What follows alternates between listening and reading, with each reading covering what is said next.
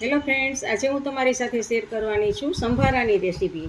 આ સંભારો ખૂબ જ સરસ બને છે અને ગુજરાતીઓની થાળીમાં સંભારો તો હોય જ છે। તો રોજે રોજ શેનો સંભારો બનાવવો, તો આજે આપણે 2 રીતથી ભીંડા મરચાંનો સંભારો બનાવીએ। તમને મારી આ રેસીપીનો વિડીયો ગમે તો સબસ્ક્રાઈબ કરીને બાજુમાં રહેલ બેલ આઇકન પ્રેસ કરજો, મારી નવી રેસીપીના વિડીયો સૌથી પહેલાં જોવા માટે।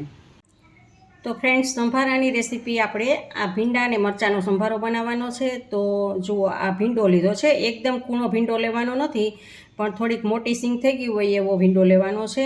અને સારી રીતે મેં ધોઈ અને કપડાથી લૂછી લીધો છે અને આપણે એનો આગળનો ભાગ અને પાછળનો ભાગ આવી રીતે એમ કટ કરશું અને આવી રીતે 2 ભાગમાં ડિવાઈડ કરશું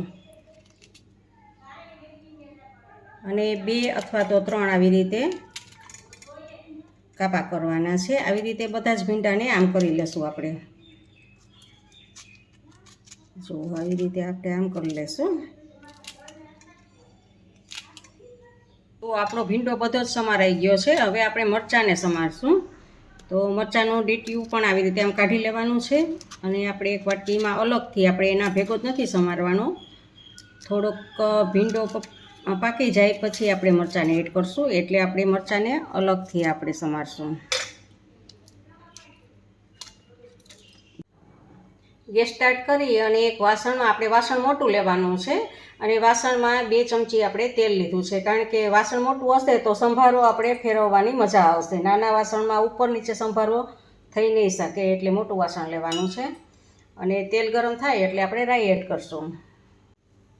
જુઓ, મેં અડધી ચમચી રાઈ એડ કરી છે અને હવે આપણે હિંગ એડ કરશું, એમાં થોડી હિંગ એડ કરશું અને આપણે આ ભીંડો સમારેલો છે એ બધું જ એમાં એડ કરી દઈશું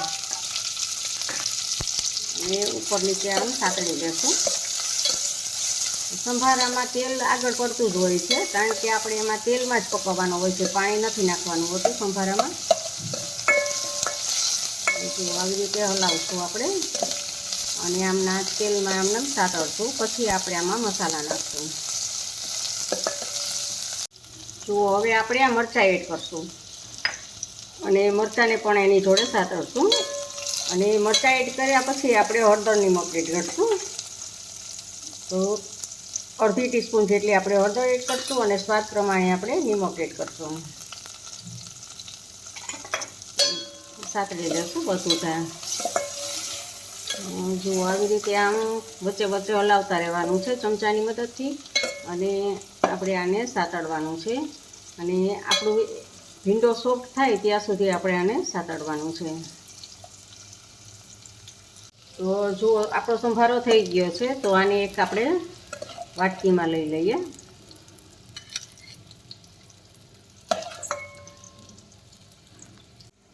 તો આપણો આ લોટ વગરનો સંભારો બની ગયો છે અને હવે આપણે અડધો સંભારો જે રાખ્યો છે વાસણમાં, એને આપણે લોટવાળો બનાવવાના છીએ। હવે આમાં આપણે 1 ચમચી શેકેલો ચણાનો લોટ એડ કરવાનો છે અને થોડાક લીંબુના ટીપા એડ કરશું આપણે અને થોડીક અડધી ચમચી જેટલી આપણે ખાંડ એડ કરશું। લીંબુ, ખાંડ અને લોટથી એકદમ સરસ ટેસ્ટ આવશે। જો ઘણાને લોટવાળો ભાવતો હોય તો આપણે આ લોટવાળો સંભારો છે। ગેસને હવે આપણે ઓફ કરી દઈએ છીએ અને એક વાટકીમાં આને પણ આપણે લઈ લેશું। તો આપણો આ 2 રીતનો સંભારો તૈયાર છે, ભીંડા મરચાંનો, લોટ વગરનો અને લોટવાળો।